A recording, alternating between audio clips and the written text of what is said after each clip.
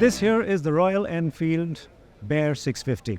And in a broad sense, you can think of it as a scrambler based on the Interceptor 650. But scramblers are lighter, stripped down, more basic versions of the bike they are based on. That is not the case with the Bear. The Interceptor is now almost 7 years old. This motorcycle, however, is new, and we'll tell you what is new and why this is more relevant today.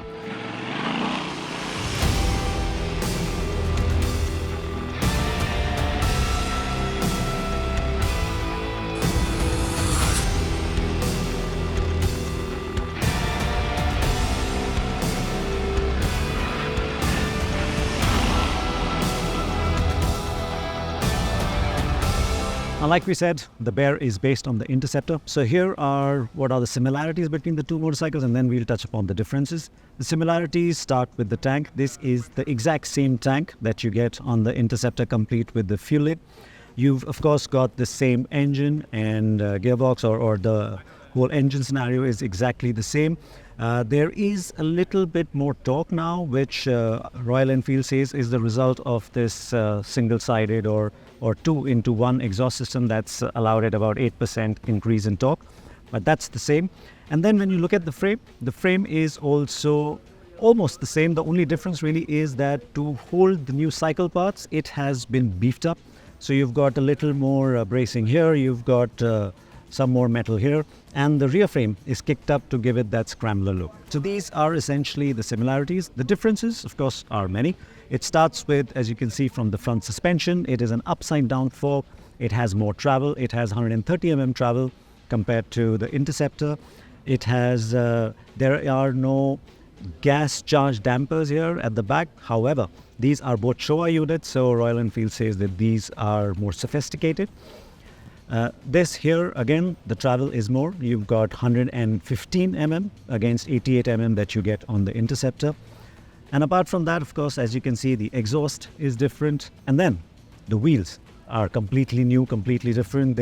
You've got a 19 front, you've got a 17 rear. It's got hollowed out hubs, and therefore it's lighter. And that should help with the handling because of less gyroscopic effects. And apart from that, this motorcycle, you can see the seating ergos have also changed a bit, and we'll get into that in a little bit. But yeah, it is based on the Interceptor, but as you can see, it has improved, or it is now the new age Interceptor in a sense, with all these changes and improvements.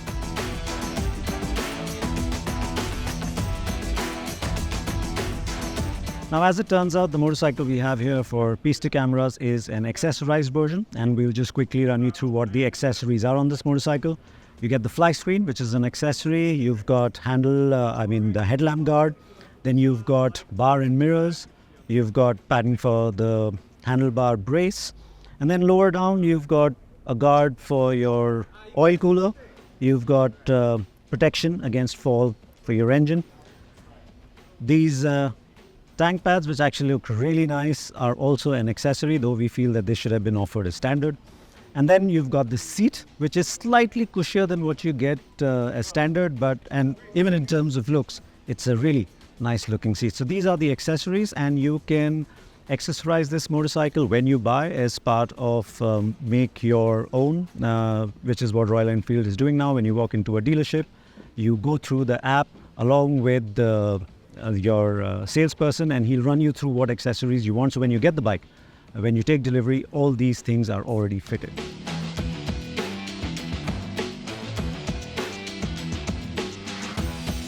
Now, as mentioned, there are some changes made to the seating ergos of the motorcycle as well to go with the whole scrambler look and feel of the bike. So now you've got a handlebar that is relatively higher compared to what you get on the Interceptor. It is a completely different bar. You also have the footrest that have been moved, so it is slightly ahead compared to the Interceptor.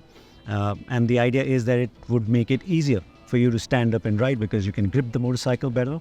So overall, as you reach for the bars, they don't come to you like on the Interceptor. So there is a bit of tilt forward riding position. So when you're riding fast, it works well. But when you want to ride slowly or with ease, then it doesn't feel as comfortable. The seating position or the ergos for the feet are fine till the time you put it down, and then if you are pedaling in traffic, chances are that you will hit your shin against the footrest. So these are footrests that have been borrowed from the Himalayan. So you have to spread your legs just like you did in the Interceptor. But we've been riding it all day, and it has been comfortable around the twisties. It's only through the straights when we wanted to relax a bit that we would have liked the handlebars a little closer. The seat is different too. It is firmer than what you get on the Interceptor, and initially it feels hard, but actually through the day it's been quite comfortable to be on. So overall, the seat height has also gone up because you've got more travel in the suspension, you've got bigger wheels, at least at the front, and the whole rear tire diameter is also more than the Interceptor. So you've got 830 mm of seat height, so you'd have to keep that in mind compared to the Interceptor when you're taking it. But overall, it is a comfortable motorcycle. It is slightly sporty, slightly demanding in terms of handlebar position, but nice to be on, nice to spend a day on.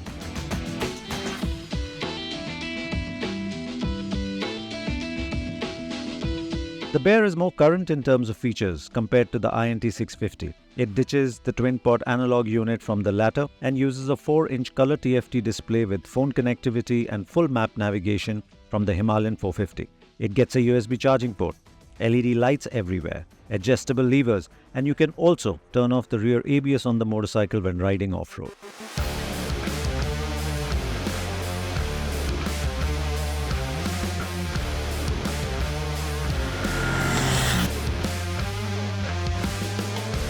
Now let's talk about how the Bear rides, and the engine is something that we've loved on the Interceptor. The smooth power delivery, the linear power delivery, the accessibility of that power and torque, and how it feels in the low, in the mid, and also at the top. It still sounds wonderful even though it's got a 2-into-1 exhaust. So in terms of the powertrain, even the way the gearbox shifts, all of that continues as is. It's just feels slightly more potent, but it's as refined, it's as much fun, it's as soulful.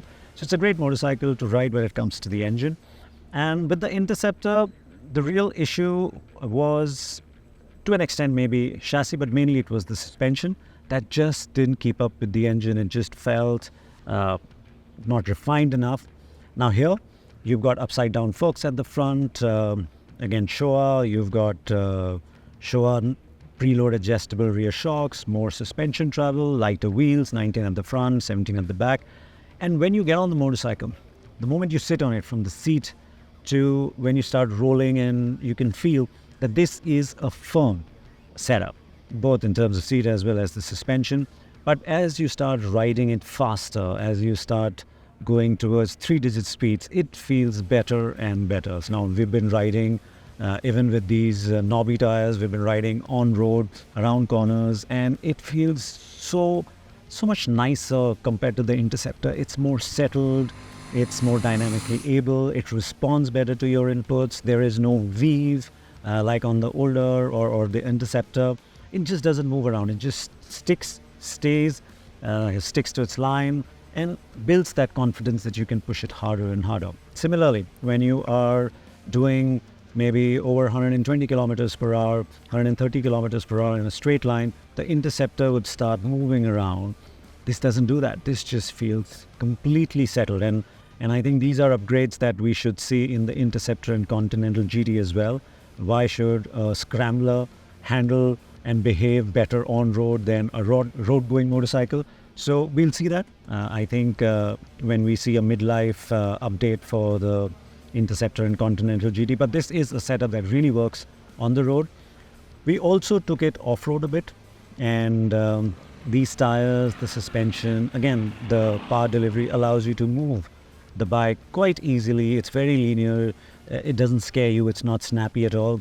We've also got a longer swing arm on this motorcycle compared to the Interceptor, and so that added wheelbase or added length in the wheelbase gives it that much more stability, and I won't say laziness, but more predictability in how it behaves when you get the rear out and all. So it is a dynamically extremely sorted motorcycle. Maybe it could do with better brakes for sure. Braking setup is also similar to what you get on the Interceptor. But when you're looking for comfort, that's where probably you will find that the Bear 650 misses the mark somewhat. Especially in India, on our roads, you're going to find bumps everywhere. You're going to find resurfacing of the roads, road joints, and all of that. The front will function fine. I mean, you can still feel that it's firm, but it doesn't get in the way. The rear, however, will tire you out. It's not hitting your back, but you can constantly feel the motorcycle moving. It's not absorbing as much as it should. So it's working you harder that you will find yourself getting tired, as we did on the ride here in California. So yeah, ride and handling, of course, handling is sorted. Ride needed to be better. Engine as great as ever.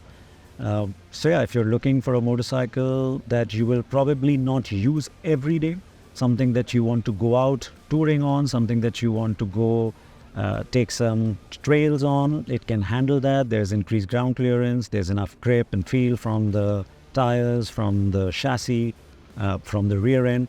So yeah, it is a good motorcycle, but of course, comfort is something that is missing and we would have liked more.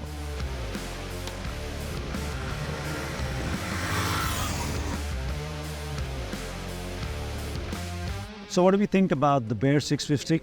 Well, before we get there, I think this showcases what the new Interceptor and the Continental GT can be. Maybe a little more comfort, but dynamically what they can achieve and how they can become nicer motorcycles to ride and live with a little more tech, if you will, a nice premium or more premium parts involved. So that's a good example of what the Bear presents. But as a scrambler, I think Bear 650 has got some strong headwinds to deal with. Number one, nobody in the country is actually looking or pining for a scrambler. That's one. Two is the pricing. Now this is a Interceptor Bear 650, so it should have been an extension of the Interceptor. This, however, is priced at 3.4 lakhs, which means, and your stock Interceptor is 3.03. So you're asking, or Ari's asking, for 40,000 rupees more for what is essentially an extension. The GT, which probably has better brand recall than the Bear or the Interceptor even, that costs 3.2. So clearly, and we can see as to why Ari has decided to price it in this fashion because of all the added parts. But given the headwinds, we would have thought that Royal Enfield would have given Bear some amount of push by pricing it more aggressively. We were looking at about 3.2 lakh price point. So you have the base Interceptor, and then when you move up, you can choose whether you want to go the cafe racer way with the Continental GT, or do you want to go the scrambler way with the Bear. But that's not how it's turned out. So it will be a difficult sell. The motorcycle overall has the right ergos. It has, of course, the lovely engine. Having a side-mounted exhaust now, I mean one-sided instead of double-sided, is actually a boon. It handles well, it brakes well, it has good feel, it works reasonably well off-road, at least for the hard-pack stuff. What it lacks is comfort, and that is going to be another challenge that this motorcycle needs to overcome. So we don't see huge numbers coming out of this motorcycle, but it is a strong lifestyle offering, and it'll take time to build, is what we feel. So if you're anything over 5'9", you should be fine with this seat height. If you're not, our suggestion would be go to the dealer, get on, see how it feels. It is a heavy motorcycle, but once you start rolling, it doesn't feel that way. So overall, we are impressed with the Bear 650, but what it needs is higher levels of comfort from the suspension mainly. Seat we are okay, pricing we can't do anything about. But do let us know what you think about the Bear 650. Do you agree with our comments? Do you think just on styling and being a scrambler alone is actually a boon for this motorcycle? Do comment, let us know. And thank you so much for watching.